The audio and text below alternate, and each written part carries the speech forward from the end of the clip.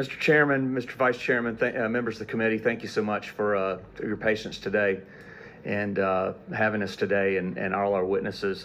As I said in the beginning, this hearing is just the tip of the iceberg.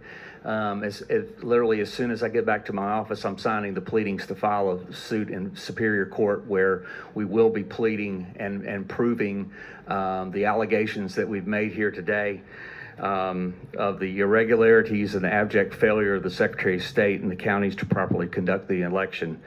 And we believe it's impossible to certify the election results.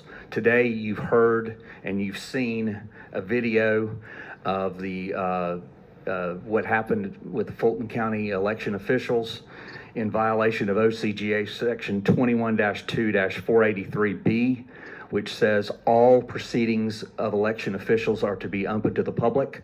And you saw them order our folks out of the room. You saw them order the media out of the room, and then they continued to order and continued to operate after they ordered everybody out of the room. You also saw them take ballots out from under the table and pull them out. That is a clear violation of Georgia law. You heard our witnesses today testify. You heard Scott Walter talk about money flowing into 44 counties out of 159 that was allegedly for COVID, that clearly was not used for COVID. You heard Grace Lemon, a wonderful young lady from the University of Georgia who did her civic duty and tried to vote, and somebody took her constitutional right away and voted for somebody. And you heard, and I would please respect my time to speak. Thank you. You heard Mark Amick, who witnessed illegal activities by the election officials in both Fulton County and in DeKalb County.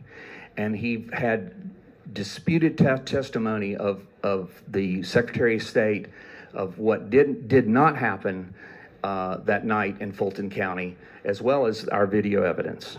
You heard Susie Voiles, a 20-year veteran who's been a poll watcher.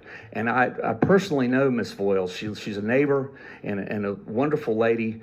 She is about as conscientious a person as I've ever known to, and you heard in her sincerity in her voice of how hard she works and how sincere she is about getting things right, and not in a partisan way, but wanting to do things in a right way and in a transparent way.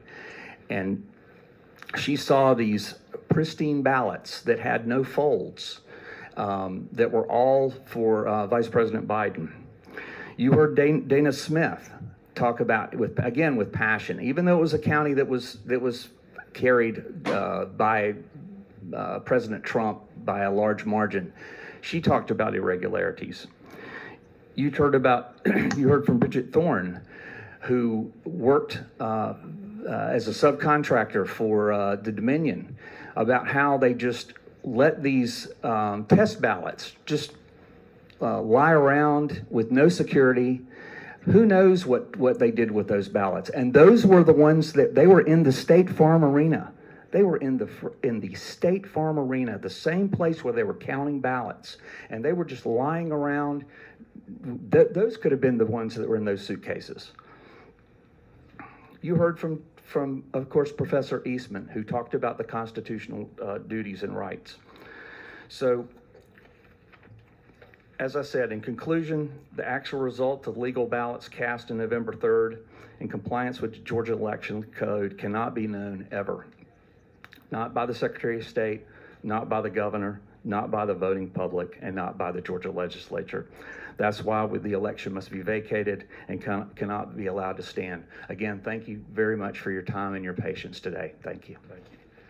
Okay, I'd like to call Mr. Tony Burrison now.